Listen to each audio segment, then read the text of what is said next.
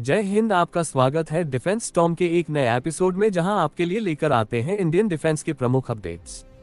सबसे पहले चैनल को सब्सक्राइब करना मत भूलिएगा। आइए जान लेते हैं आज के प्रमुख डिफेंस अपडेट्स।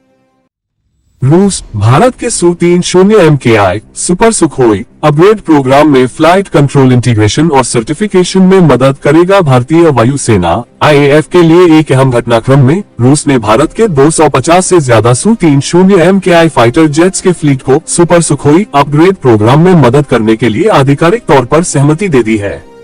हालांकि नई दिल्ली ने पहले मॉस्को के पूरी तरह से रूस के नेतृत्व वाले आधुनिकीकरण पैकेज के प्रस्ताव को ठुकरा दिया था, फिर भी सीमित लेकिन अहम भूमिका के लिए रूसी एक्सपर्टीज की जरूरत है।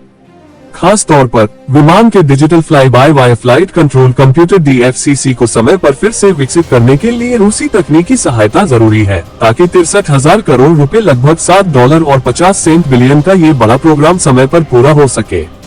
Su-30 MKI में अभी जो DFCC लगा है वह एक हाइब्रिड सिस्टम है, जिसे 1990 के दशक के आखिर में रूस की NPO नोक और भारत की एरोनॉटिकल डेवलपमेंट एजेंसी अदा ने मिलकर बनाया था। आने वाले अपग्रेड के तहत फाइटर जेट में लगभग पूरी तरह से भारत में बने एवियोनिक्स और सेंसर लगाए जाएंगे। इसमें much awaited Virupaksha gallium nitride based active electronically scan ऐसा रडार, देश में बने infrared search and track IRST system, आधुनिक टच स्क्रीन कॉकपिट डिस्प्ले और हिंदुस्तान एरोनॉटिक्स लिमिटेड हाल व निजी रक्षा कंपनियों द्वारा बनाए गए नए मिशन कंप्यूटर शामिल हैं।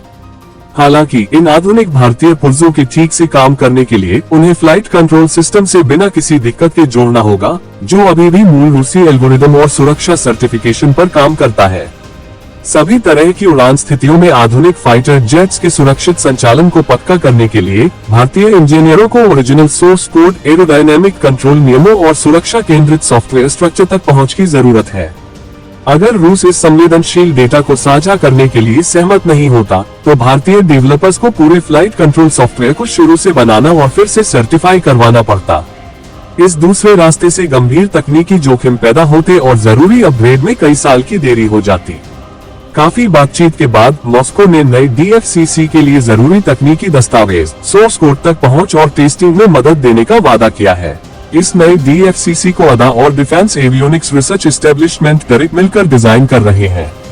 ये ध्यान रखना जरूरी है कि रूस की भागीदारी सिर्फ फ्लाइट कंट्रोल इंटीग्रेशन और सुरक्षा सर्टिफिकेशन तक ही सीमित रहेगी। Moscow radar, electronic warfare system या कॉकपिट डिस्प्ले को अपग्रेड करने में कोई भूमिका नहीं निभाएगा। आत्मनिर्भर भारत पहल के तहत इन क्षेत्रों को पूरी तरह से स्वदेशी बना लिया गया है, जिससे जेट्स में ध्रुति रडार, वार्निंग रिसीवर और स्वदेशी जैमिंग पॉड्स जैसे एडवांस्ड घरेलू सिस्टम लगाए जा सकेंगे। रूसी मदद लेने का फैसला मुख्य रूप से प्रोजेक्ट की सख्त समय सीमा को ध्यान में रखकर किया गया था। 2024 में सुरक्षा मामलों की कैबिनेट समिति द्वारा मंजूर किया गया सुपर सुखोई प्रोग्राम 2050 के दशक तक भारतीय वायुसेना की युद्ध के लिए तैयार रहने की क्षमता बनाए रखने के लिए बहुत जरूरी है। तय समय सीमा के अनुसार पहले प्रोटोटाइप के अपग्रेड का काम 2027 तक शुरू हो जाना चाहिए और 84 जेट्स के शुरुआती बैच को 2032 तक मॉडर्न बना लिया जाना चाहिए। फ्लाइट कंट्रोल सिस्टम को विकसित करने में थोड़ी सी भी देरी पूरे शेड्यूल को बुरी तरह बिगाड़ सकती थी, जिससे देश की हवाई सुरक्षा की तैयारी पर असर पड़ता। इससे पहले रूस ने अपने अपग्रेड सॉल्यूशन, जिसे Su-30 SM2 पैकेज के नाम से जाना जाता है, को जोर शोर से प्रमोट किया था। इस प्रस्ताव में रूस में बने पार्ट्स जैसे F1 इंजन और अबस से रडार शामिल थे। हालांकि भारत ने इस ऑफर को ठुकरा दिया और इसके बजाय डिफेंस मैन्युफैक्चरिंग में आत्मनिर्भरता हासिल करने के लिए घरेलू क्षमताओं पर भरोसा करने का फैसला किया। नई मंजूर हुई यह सीमित पार्टनरशिप एक संतुलित स्थिति बनाती है। रूस भारत के सुखोई बेड़े के लंबे समय तक रखरखाव में एक छोटी लेकिन अहम भूमिका निभाता है, जबकि भारत ज्यादा तकनीकी आजादी और ऑपरेशनल संप्रभुता हासिल करता है। पहले सुपर सुखोई प्रोटोटाइप की पहली उड़ान 2028-2029 के आसपास होने की उम्मीद है।